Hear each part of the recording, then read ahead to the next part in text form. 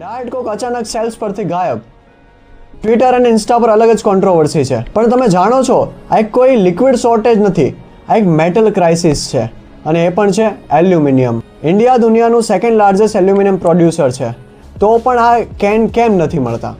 Logic સમજો, આપણે aluminium તો પ્રોડ્યુસ કરીએ છીએ, પણ કેન ગ્રેડ શીટ બનાવવા માટે હાઈ પ્રિસિઝન ટેક જોઈએ અને ઇન્ડિયામાં લિમિટેડ પ્લેયર્સ છે અને એમની પણ કેપેસિટી મેક્સ આઉટ છે અને ડાયટ કો ખાલી કેનમાં જ વેચાય છે. એમાં પાછી ટ્વિન ટ્રબલ. તો ગલ્ફમાં કોન્ફ્લિક્ટના કારણે મેટલના પ્રાઇસીસ 20% વધ્યા અને નવા BISના રૂલ્સના કારણે ઇમ્પોર્ટ કરવામાં પણ વધારે ડ્યુટી લાગે છે.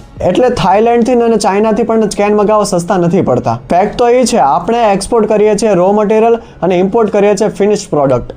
અને જ્યાં સુધી આપણે આ એલ્યુમિનિયમ બહાર એક્સપોર્ટ કરીશું અને ફિનિશ પ્રોડક્ટ બહારથી મગાવીશું તો ધંધો ચાલશે જ નહીં. એટલે રિયલ પાવર માઇનિંગમાં નથી, રિયલ પાવર છે વેલ્યુ એડિંગ પ્રોડક્ટમાં. એટલે ઇન્ડિયાને મેન્યુફેક્ચરિંગ હબ બનાવશું તો જ ફરક પડશે.